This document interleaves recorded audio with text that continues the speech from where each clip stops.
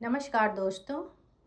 आज मैं आप सबको डॉक्टर आशा पांडे जी की लिखी पुस्तक चबूतरे का सच में से एक कहानी सुनाने जा रही हूँ, जिसका शीर्षक है उत्तर का आकाश। तो सुनिए कहानी उत्तर का आकाश। इतना उचक उचक कर मत देखो बाबा, नहीं तो खाई में जा गिरोगे।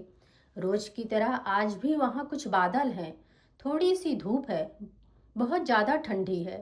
अब वहाँ कुछ नया नहीं होने वाला, क्यों जान जोखिम में डाले दूरबीन लिए फिरते हो। नाश्ते की प्लेट मेरे सामने रखते हुए जब होटल के लड़के ने उस व्यक्ति को आवाज़ लगाई, तब मेरा ध्यान बरबस उसकी तरफ चला गया। पिछले 3 दिन से जब से मसूरी में रुका हूँ, नाश्ता करने इसी होटल में आता हूँ और बिना नागा प्रतिदिन उस व्यक्ति को दूरबीन के सहारे आकाश में कुछ टटोलते पाता हूँ। भूरे रंग का ओवरकोट और काले रंग की टोपी के नीचे कुछ तलाशती हुई खामोश आंखें, आंखों के इर्द गिर्द गझिन झुर्रियों जैसी सिकुड़न, उसके थोड़ा नीचे गुलाबी गालों पर कुछ अधिक लाल चकत्ते, गले में सस्ती सी दूरबीन, पैरों में मोटा काला जूता। उम्र कोई 50 से 55 के आसपास। अपने भीतर उमड़ती कौंध से पूरी तरह जकड़ा हुआ, किंतु बेखबर। पिछले 1 हफ्ते से इस रूप में तनिक भी परिवर्तन नहीं हुआ है। मैं उस लड़के से पूछता हूँ, कौन है ये? प्रकृति प्रेमी लगते हैं। काहे कि प्रकृति प्रेमी बाबूजी? मसूरी के आकाश में तिब्बत की हवा खोजते हैं। कौन समझाए इन्हें कि हवाएं भी कैद होती हैं, नहीं आ सकती हैं सुकून देने। तुम तड़पते रहो जीवन भर उस ठंडी सुरसुरी के लिए। लड़के की आवाज़ देने पर वह व्यक्ति होटल में आकर मेरे सामने वाली बेंच पर बैठ जाता है। लड़का आलू का पराठा और दही उस व्यक्ति के सामने रख देता है, जिसे वह सिर नीचा करके धीरे धीरे खाने लगता है। अपनेपन का एक टुकड़ा एहसास ही तो तलाशता है वह आकाश में, जिसे न पाने की लाचारगी उसके चेहरे पर साफ झलक रही है। जेब मिटाने की खातिर वह उस लड़के पर ही घुर्राया। पराठे को ठीक से सेका भी नहीं, कच्चा है, पेट में दर्द होगा तब क्या तू दवा कराएगा? क्यों चिल्लाते हो बाबा? पराठा ठीक से सिका है, तुम्हारा मन खराब है इसलिए पराठा कच्चा लग रहा है। क्या खाक सिका है, देखते नहीं एक भी चित्ती नहीं पड़ी है। अच्छा बाबा, दूसरा देता हूँ, उसे छोड़ दो। लड़का अपनी झुंझलाहट को दबाता हुआ दूसरा पराठा लाकर उसकी प्लेट में रख देता है। वह व्यक्ति पराठा खाने लगता है, किंतु उसके चेहरे पर निराशा और बेचारगी के भाव साफ झलक रहे हैं, जिसे छिपाने के लिए वह ठंड से सिकुड़ने का अभिनय करने लगता है। मैं ऑडिट दौर पर 1 हफ्ते के लिए मसूरी आया हूँ। आज छुट्टी है, सोचा मसूरी घूमूंगा, किंतु अब मेरी जिज्ञासा इस व्यक्ति के प्रति बढ़ गई है। व्यक्ति से बात करने की इच्छा हो रही है। जानना चाहता हूँ कि किन यादों से जूझ रहा है यह, कौन सी पीड़ा इसे चैन से रहने नहीं देती। आकाश में किसको तलाशता रहता है? यूं तो वह ऊनी कपड़ों का बंडल लिए इस होटल में आ जाता है और होटल पर आने वाले ग्राहकों को ऊनी कपड़े बेचने का प्रयास करता है, किंतु उसकी बेचैन निगाहें आसपास की तरफ ही उठती रहती हैं, जिससे वह विक्रेता कम बेसब्र खोजी अधिक जान पड़ता है। मैं उससे बात करने का सिरा तलाशने लगता हूँ। अचानक मेरी नज़र उसकी गठरी नुमा दुकान पर पड़ती है। मेरी आंखें खुशी से चमक जाती हैं। अच्छा विषय है बात शुरू करने का। मैं अपनी जगह से उठकर उस व्यक्ति के करीब जाकर बैठ जाता हूँ। पहले तो वह व्यक्ति थोड़ा असमंजस हुआ, फिर उड़ती नज़र से मुझे देखने लगा। मैं भी मुस्कुराकर उसका स्वागत करता हूँ। बातचीत शुरू करने का यह अवसर हाथ से निकल न जाए, इसलिए झट से एक प्रश्न पूछ लेता हूँ।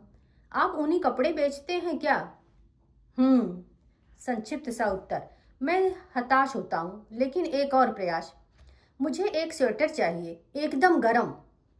वह पहले तो मुझे देखता है, फिर हाँ में सिर हिला देता है, जैसे कहना चाहता है रुको, खा लेने दो, फिर दिखाता हूँ। मुझे स्वेटर की ज़रूरत नहीं है, लेकिन अब बोल पड़ा हूँ इसलिए देखना पड़ेगा। देखना क्या, लेना भी पड़ सकता है। स्वेटर लूँगा तभी तो कुछ देर तक बात कर पाऊँगा और उसकी गहरी पीड़ा का धागा जो अब मेरे मन में भी उलझ गया है सुलझा पाऊँगा। मैं नाश्ता करने ही निकला था, पता नहीं जेब में स्वेटर खरीदने भर के पैसे हैं भी या नहीं। मैं जेब टटोलता हूँ, आश्वस्त होता हूँ, कुछ तो है। स्वेटर ना सही, मोजा कंटोपा आदि खरीद लूँगा। व्यक्ति इत्मीनान से खा रहा है। होटल में 2-4 लोग और आ गए हैं। लड़का पराठा सेकने में व्यस्त है। बड़ी सी भट्ठी के पास एक बड़े से भगोने में आलू उबाल कर रखा है। एक महिला उसे छील कर पराठे में भरने के लिए तैयार कर रही है। होटल के सामने थोड़ी दूर पर एक टीला है। 16-17 साल का एक लड़का टीले पर बैठकर बांसुरी बजा रहा है। बांसुरी की धुन बड़ी मोहक है। टीले से थोड़ी दूर पर एक पेड़ के पास बैठी एक पहाड़ी लड़की उस लड़के को टुकुर टुकुर ताक रही है। लड़की के पास काले रंग का झबरे बालों वाला एक कुत्ता बैठा है। आज आकाश में बादल हैं। थोड़ी थोड़ी देर पर हल्की धूप दिख जाती है। मैं आकाश में देखने लगता हूँ, वहाँ जहाँ वह व्यक्ति देख रहा था। उसकी खोज को आगे बढ़ाने की कोशिश करता हूँ, पर मेरा प्रयत्न व्यर्थ हो जाता है। वह व्यक्ति क्या खोज रहा था यह तो उससे बात करने के बाद ही ज्ञात होगा। मैं उस व्यक्ति की तरफ देखता हूँ। उसका नाश्ता हो चुका है। वह हाथ मुंह धो रहा है। मैं अधीर हो उठता हूँ। वह वहाँ से उठता है, ऊनी कपड़ों का बंडल लाकर मेरे सामने रखकर खोलता है। हाँ बाबूजी, देखिए कैसा स्वेटर चाहिए। सब प्योर ऊन के हैं, एकदम गरम। यहाँ मसूरी की ठंड में प्योर ऊन ही पहनना पड़ता है बाबूजी, फिर भी दांत किटकिटाते रहते हैं। देखिए ये पीले रंग का मेरे हिसाब से खूब फबेगा आप पर। मैं उसे बीच में ही टोकता हूँ, तुम हिंदी अच्छी बोल लेते हो। हाँ बाबूजी, जमाना हो गया है यहाँ रहते हुए, सीख गया हूँ। वह पीला स्वेटर हाथ में उठाकर खोल लेता है और झटक कर मुझे दिखाता है। रंग डिजाइन दोनों अच्छा है बाबूजी, लीजिए हाथ में पकड़ कर तो देखिए। मैं स्वेटर हाथ में लेता हूँ, अच्छा तो है लेकिन मुझे पीला रंग पसंद नहीं है। वो दूसरा नीचे जो सफ़ेद रंग का है, अरे बाबूजी इसकी तो बात ही निराली है। सफ़ेद रंग जिसे पसंद हो उसको तो कुछ सोचना ही नहीं पड़ता। देखिए ये तो सबसे बढ़िया है। अब तक उदास और शांत दिखने वाला वह व्यक्ति कपड़ों का बंडल खोलते ही ठेठ विक्रेता हो गया है। मैंने सफ़ेद स्वेटर का दाम पूछा, 350 रुपये। स्वेटर की ज़रूरत तो नहीं थी, किंतु उस व्यक्ति का बेचने का उत्साह और उससे बात करने की अपनी गहरी इच्छा के कारण मैं स्वेटर खरीद लेता हूँ। व्यक्ति खुश हो जाता है। अब उसकी अलसाई और उदास नज़रें कुछ चंचल हो जाती हैं। दिन भर में कितना कमा लेते हो? बात को आगे बढ़ाने के उद्देश्य से मैंने पूछा। कुछ निश्चित नहीं है बाबूजी, कभी कभी तो कई स्वेटर बिक जाते हैं और टोपी मोजे आदि भी बिक जाते हैं, किंतु कभी कभी तो एकाध पर ही संतोष कर लेना पड़ता है। खरीद कर बेचते हो कि घर में बुनते हो? खरीद कर बाबूजी। पहले मेरी घरवाली दिन भर स्वेटर बुनती थी, लेकिन अब उसकी आंखें कमजोर हो गई हैं। यहाँ बहुत शोर है, चलो बाहर उस बेंच पर बैठकर कुछ गपशप करें। मैं उस होटल की भीड़ से दूर एकांत में लाना चाहता हूँ ताकि सहजता से उसके अतीत में प्रवेश कर सकूँ। वह आज्ञाकारी बच्चे की तरह मेरे साथ बाहर आ जाता है। लगता है उसे भी मेरे जैसे किसी व्यक्ति की प्रतीक्षा थी। मैं उसे कुरेदता हूँ। एक स्वेटर पर कितना मुनाफा कमा लेते हो? घर के बुने स्वेटर पे तो अच्छा कमा लेता था, किंतु अब तो 25-30 रुपए से अधिक नहीं मिलते। तुम मन लगाकर बेचते भी तो नहीं हो। अब मैं अपने उस प्रश्न पर आ जाता हूँ जिसके लिए इतनी देर से भूमिका बना रहा था। बेचता तो हूँ बाबूजी, क्या करूँ? माल रोड के पास पर्यटकों की अच्छी भीड़ रहती है, वहाँ बेचूँ तो अधिक बिके, किंतु वहाँ से उत्तर का आकाश साफ साफ नहीं दिखता, इसलिए मैं यहाँ ऊपर आ जाता हूँ। यहाँ तो आप देख ही रहे हैं, आप जैसे कुछ शौकीन लोग ही यहाँ आते हैं। ऐसा क्या है उत्तर के आकाश में जिसके लिए तुम अपने धंधे पानी तक का नहीं सोचते हो? बस यूं ही समझ लीजिए बाबूजी कि रूह कैद हो गई है वहाँ। लगता है अतीत गहरी पीड़ा में बीता है। बीता क्या है, अतीत की तहों में आज भी अंगारे दबे हैं बाबूजी। अगर तुम उचित समझो तो कुछ खुल कर कहो, मैं सुनना चाहता हूँ। व्यक्ति की झुर्री भरे चेहरे पर कुछ रेखाएं उभरी। उसने आंखों को थोड़ा सिकोड़ा, मानो स्मृति की परतों को खोलने का प्रयास कर रहा हो। फिर एक लंबी सांस लेकर अत्यंत बोझिल और धीमी आवाज में बताना शुरू किया। मैं तिब्बती हूँ बाबूजी। पिछले 30 साल से आपके देश में रह रहा हूँ। शुरू के 5 वर्ष उत्तरकाशी के शहर के पास एक गांव में रहा, फिर पेट के जुगाड़ में मसूरी आ गया। 25 वर्षों से यही हूँ। जब मेरे देश को विदेशियों ने हथियाया तब हजारों परिवार वहां से भागकर सुरक्षित स्थानों पर चले गए। मेरे पिता जिद के पक्के थे, मरेंगे तो अपनी ही मिट्टी में। तिब्बतियों की आत्मा बड़ी निर्मल होती है बाबूजी, किंतु अपनी रक्षा के लिए वे भी एकजुट होकर योजनाएं बनाने लगे। तिब्बत की धरती से हान को भगाने की योजनाएं। हान मुट्ठी भर उत्साही तिब्बतियों पर भारी थे। वे अचानक धावा बोलकर हमारे जवानों को पकड़ लेते थे, बहुत मारते थे। मार खाते खाते कुछ लोगों पर से देशभक्ति का नशा उतर जाता था। मैं तब बच्चा था, लेकिन रात के अंधेरे में इधर से उधर छिपते छिपाते विद्रोही तिब्बती जवानों को खुसुर फुसुर से मैं बात की गंभीरता का अंदाज लगा लेता था। मेरे पिता उन उत्साही तिब्बतियों में से थे और इसीलिए हान की शक की नजरें सदा मेरे घर की तरफ उठती रहती थी। जब तक मेरे घर की तलाशी होती थी, एक बार तो पिता को पकड़ कर ले गए, 2 दिन बाद छोड़े। पिता के पूरे शरीर पर मार के निशान थे। न जाने क्या उगलवाना चाहते थे उनसे।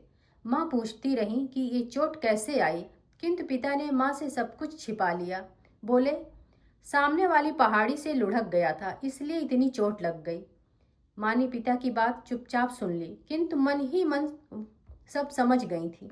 समझती कैसे ना, पिता की उघड़ी पीठ सब कह देती थी। माँ रोती थी, कभी कभी पिता को समझाती थी, शांत रहो, अब कुछ नहीं होगा, उनकी ताकत हमसे हजारों गुना अधिक है। किंतु पिता ना सुनते। धीरे धीरे हम भी युवा हो रहे थे, बड़ों के विद्रोह सिरे से कुचले जा रहे थे। फिर भी हम उसी राह पर चलने को तत्पर हो गए। थामे मेरा मित्र था, हट्टा कट्टा नौजवान, पानीदार आंखें, भावपूर्ण चेहरा, पर आग उसके सीने में धधक रही थी। हमारे घर में बहुत सी भेड़ें थे, जिन्हें चराने हम ऊंची पहाड़ियों पर निकल जाते और वहीं हान को देश से भगाने की तरह तरह की योजनाएं बनाते। माँ अब अधिक भयभीत रहने लगी थी। पति की तरह बेटा भी बेमतलब के कामों में उलझ गया। व्यक्ति कुछ देर के लिए चुप हुआ। उसकी वीरान एवं गहरी आंखें ऐसी लग रही थी मानो समूचा दुख उन आंखों में समाया है। होटल में नाश्ता करने वालों की भीड़ बढ़ रही है। टीले पर बैठा लड़का अब भी बांसुरी बजा रहा है। कुछ देर पर बैठी वह पहाड़ी लड़की अब भी उस लड़के को टुकुर टुकुर ताक रही है। एक गहरी सांस लेकर व्यक्ति फिर से बोलना शुरू करता है। थांबे को 2 बहनें थी। बड़ी बहन बला की सुंदर थी, सुंदर छोटी भी थी, किंतु बड़ी से 19 ठहरती थी। बड़ी की आंखों में मेरे लिए भाई जैसा प्रेम तैरता था। मैं उस प्रेम का तिरस्कार न कर सका। छोटी का नाम सोमम था। वह बड़ी चंचल थी। उसकी शोक निगाहें मुझे अपनी तरफ खींचती थी। मैं अक्सर उससे मिलने थांबे के घर जाया करता था। उसके घर एक घोड़ा था। दोपहर में सोमम उसके लिए घास काटने आसपास की पहाड़ी पर जाती थी। मैं वहां भी पहुंच जाता था। घंटों उसके साथ रहकर भी मन न भरता। मैं सहचरी के रूप में उसे चुनना चाहता था। थांबे और उसके माँ बाप को यह बात पता थी। उन्हें कोई एतराज भी नहीं था, लेकिन पहले उन्हें बड़ी लड़की के लिए रिश्ते की तलाश थी। एक दिन दोपहर में जब बहुत ठंड थी और बादलों के कारण सूरज अपनी किरणों को ठीक से फैला भी नहीं पाया था, थांबे मेरे घर आया। ठंड से उसके दांत किटकिटा रहे थे, किंतु खुशी थी कि उबल उबल पड़ रही थी। आते ही वह मुझे पकड़कर नाचने लगा। माँ, पिता और मैं तीनों ही उससे उस खुशी का कारण पूछते रहे, लेकिन जब वह मुझे नचा नचा कर थक गया तब कहीं जाकर बताया कि उसकी बड़ी बहन का रिश्ता पक्का हो गया है और मुझे भी खुश होना चाहिए क्योंकि मेरे लिए अब रास्ता साफ हो गया है। पिता बनावटी गुस्सा दिखाते हुए बोले, इतनी सी बात पर इतना खुश? मुझे तो लगा कि हान हमारा देश छोड़कर जा रहे हैं या खुशखबरी देने वाला है। वो भी जाएंगे, चिंता क्यों करते हो? इस समय तो आप सभी मेरे लिए मेरे घर चलिए, एक साथ बैठकर चैन तिब्बती चाय पिएंगे। थांबे की खुशी झलक झलक पड़ रही थी। उसके घर के अगले कमरे में 2 बड़ी कढ़ाई में कोयले जलाकर रखे गए थे। हम सब वहीं बैठ गए। थांबे की माँ ने सबको चैन दिया। गपशप करते दोपहर कब गुजर गई और शाम कब फैल गई पता ही नहीं चला। शाम को भी थांबे ने हम लोगों को आने न दिया, बल्कि वह तो पड़ोस के दोरजे परिवार को भी बुला लाया। दोरजे परिवार में दोरजे पति पत्नी के अतिरिक्त 4 बच्चे थे। कड़ाके की ठंड थी। थांबे की माँ बार बार कोयला सुलगाती, लकड़ियाँ जलाती, किसी तरह कमरे को गर्म रखने का प्रयास कर रही थी। दोरजे की 2 लड़कियाँ थांबे की बहनों के ही उम्र की थीं। थांबे की माँ ने रात के भोजन का आग्रह किया। मेरी माँ ने मना किया, किंतु शीघ्र ही हम सब मान गए क्योंकि हमारी भी इच्छा वहां से उठने की नहीं हो रही थी। लड़कियों ने मिलकर थुकमा, तिब्बत का एक खाद्य पदार्थ, बनाना शुरू किया। पानी में आलू और सिमई उबल जाने के बाद जब उसमें भेड़ के मांस के टुकड़े डाले गए तब मेरी माँ को अपनी भेड़ों का ध्यान आया। उन्होंने मुझे भेड़ों को सुरक्षित घर के अंदर करने के लिए भेजा। रात अभी अधिक नहीं बीती थी, किंतु गांव में सन्नाटा छा गया था। बर्फीली हवाओं से शरीर की हड्डियां तक कांप रही थी। उजाली रात में पहाड़ों के शिखर चांदी के समान चमक रहे थे। चारों तरफ धुआं धुआं सा फैला लग रहा था। भेड़ों को कमरे में करके मैं थांबे के घर लौटने ही वाला था कि उसके घर से महिलाओं के चीखने चिल्लाने की आवाजें आने लगी।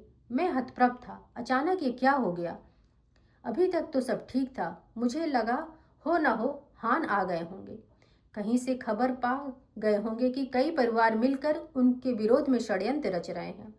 मैं थांबे के घर की तरफ भागा। दरवाजा अंदर से बंद हो गया था। मैं कुछ देर बंद दरवाजे के सामने खड़ा रहा, फिर उसे पीटने लगा। अंदर का शोर इतना अधिक था कि मैं उसमें मेरा दरवाजा पीटना निष्प्रभावी हो गया। जब बहुत देर तक दरवाजा नहीं खुला तब मैं चुपचाप खड़ा हो गया। महिलाएं चिल्ला रही थी। मैं बेबस छटपटा रहा था। उस दिन कि जितना असहाय मैंने स्वयं को कभी नहीं पाया। कुछ देर बाद हान बाहर निकले। मैं घर के पीछे छिप गया। जब हान चले गए तब मैं अंदर गया। थांबे दम तोड़ चुका था। मेरे पिता और थांबे के पिता गंभीर रूप से घायल थे। मेरी माँ और थांबे की माँ एक दूसरे से सटी खड़ी भय से जड़ हो गई थी। लड़कियों ने खुद को अंदर के कमरे में बंद कर लिया था। व्यक्ति आकाश की तरफ देखने लगा। 30 साल पहले का वह दृश्य, विदारक दृश्य उसकी आंखों में तैर गया।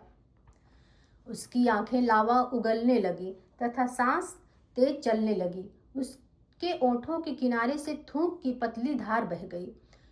उस समय बदले में कुछ न कर पाने की बेबसी की पीड़ा आज भी उसके चेहरे पर जस की तस जमी थी।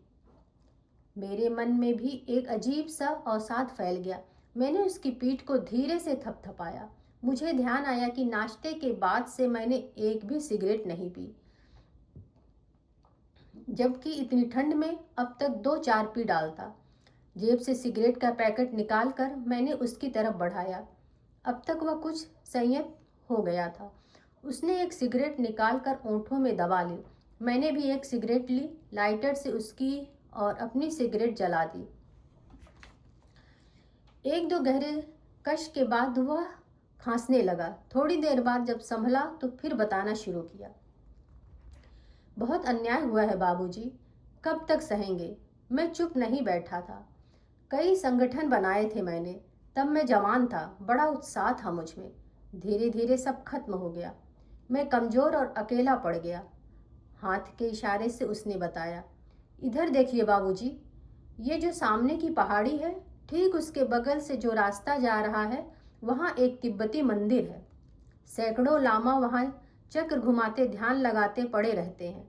मैं कहता हूँ चक्र हिलाने से तिब्बत आज़ाद नहीं होगा। उठो, जोश में आओ, कुछ करो, जवानों में जोश भरो। तुम्हें कितने बच्चे हैं? मैं विषय को बदलकर मूल कहानी पर लाने का प्रयास करता हूँ। 2 हैं बाबूजी, दोनों छोटे हैं, दोनों बेटे हैं। अब तो बाल बच्चे वाले हो गए हैं, पर हैं सब निकम्मे ही, खाते पीते पड़े रहते हैं, कुछ काम धंधा नहीं करते हैं। करते हैं बाबूजी, अपना घर बार अच्छे से संभालते हैं, हम दोनों का भी ध्यान रखते हैं। फिर किस बात की चिंता है? चिंता क्यों नहीं है बाबूजी, मैं इतना प्रयास करता हूँ कि इनके बाहें फड़के, इनका खून गर्म हो, पर सब बेकार। मैंने जो यातनाएं भोगी हैं वो सब बताता हूँ, किंतु मसूरी की हवा इतनी ठंडी है कि इनकी नसें तक जम गई हैं। खून गर्म होने की बात तो दूर, पिघलता तक नहीं है। घरवाली कहती है, इसमें बच्चों का क्या कसूर? जहाँ इनका जन्म हुआ है वहीं से इनको लगाव होगा, तिब्बत से इन्हें क्या लेना देना? तुम्हारी शादी थांबे की बहन से ही हुई या किसी दूसरी लड़की से? मैंने प्रश्न किया। वही तो बता रहा था बाबूजी। वह फिर से अपनी अधूरी कहानी पर आ गया।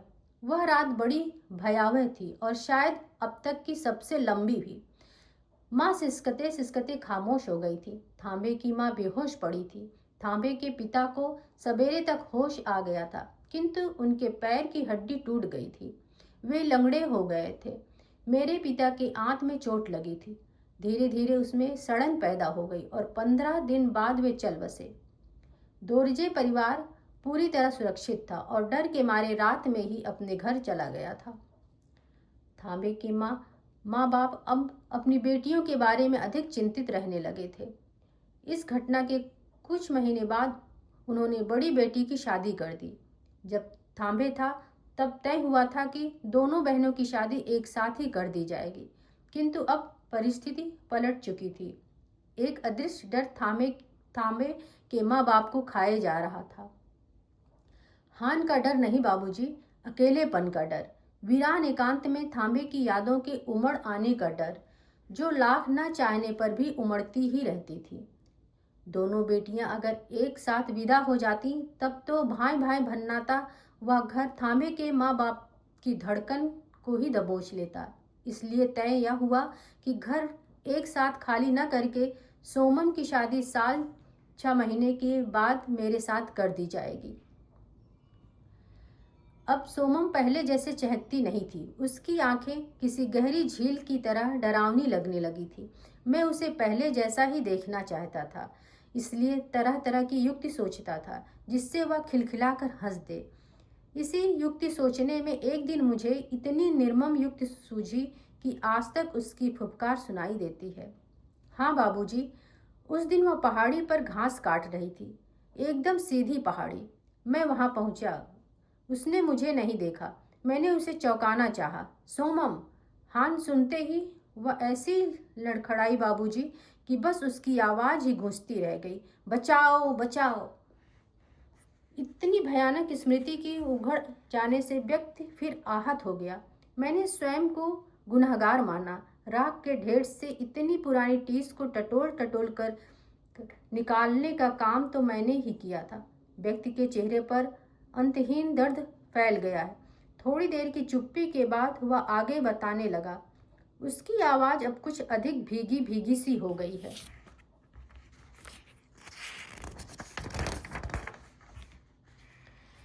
एक के बाद एक इस तरह घटती घटनाओं ने मुझे तोड़ दिया। जीने की इच्छा समाप्त हो गई थी। मैं स्वयं को हत्यारा मानने लगा था। मानने क्या लगा था ही। अब न खुशी रह गई थी न उल्लास, सिर्फ एक सहमी सी घबराहट 24 घंटे पीछा करती रहती थी। नियत को शायद यही मंजूर था, किंतु पश्चाताप की आग एक लकीर बनकर सांप सी बल खाती मेरे अंतस में तैरती रहती थी।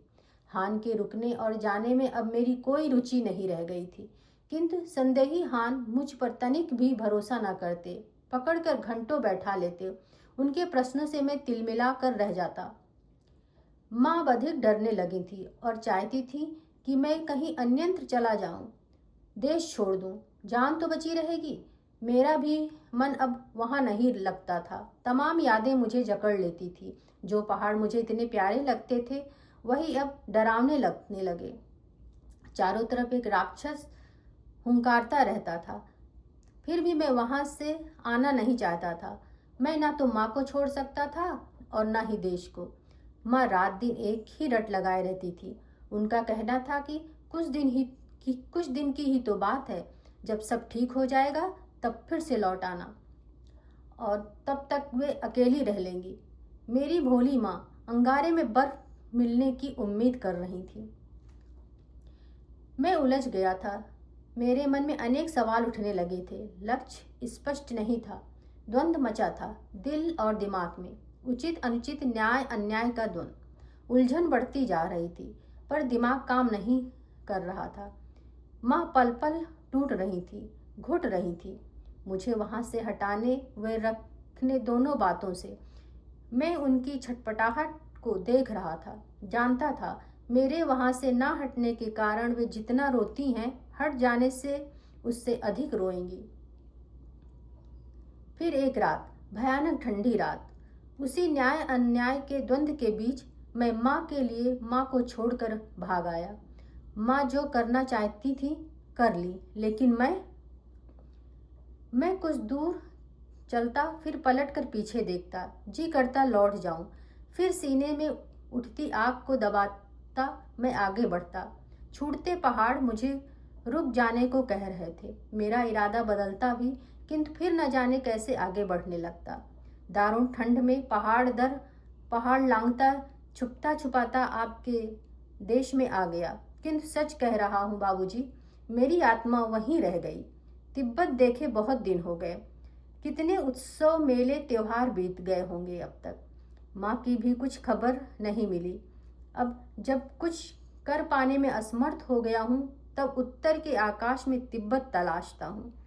आकाश अधिक बादल देखकर अंदाज लगा लेता हूँ कि वहाँ भी बादल होंगे। धूप देखकर सोच लेता हूँ कि वहाँ भी धूप खिली होगी। व्यक्ति चुप हो जाता है। उसके बारे में जानने को मैं जितना आतुर था, जानकर उतना ही अवसाद से भर जाता हूँ। होटल में पराठा बनाते लड़के ने व्यक्ति को आवाज़ लगाई। उससे ऊनी कपड़ा खरीदने कुछ ग्राहक आ गए थे। मैं बड़े आदर के साथ व्यक्ति को प्रणाम करता हूँ। वह घुटने पर हाथ रखकर उठता है, उत्तर के आकाश की ओर निहारता है और हारे हुए खिलाड़ी की तरह अपने बोझिल कदमों से धीरे धीरे चलता हुआ होटल में चला जाता है।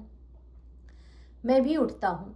अब मसूरी घूमने की मेरी इच्छा तिरोहित हो गई है। मीलों फैले पहाड़ जिन्हें देखकर मन में मस्ती सी छा जाती थी, न जाने क्यों खामोश और उदास लग रहे हैं। मैं सिगरेट निकालता हूँ, सुलगाकर ओठ में दबा लेता हूँ। टीले पर बैठा लड़का अब भी बांसुरी बजा रहा है, किंतु उस धुन की मधुरता कहीं खो गई है। तो दोस्तों, ये रही कहानी उत्तर का आकाश। आप सबको यह कहानी कैसे लगी कमेंट्स बॉक्स में लिखकर ज़रूर बताइएगा और साथ में लाइक एंड सब्सक्राइब करना मत भूलिएगा। धन्यवाद।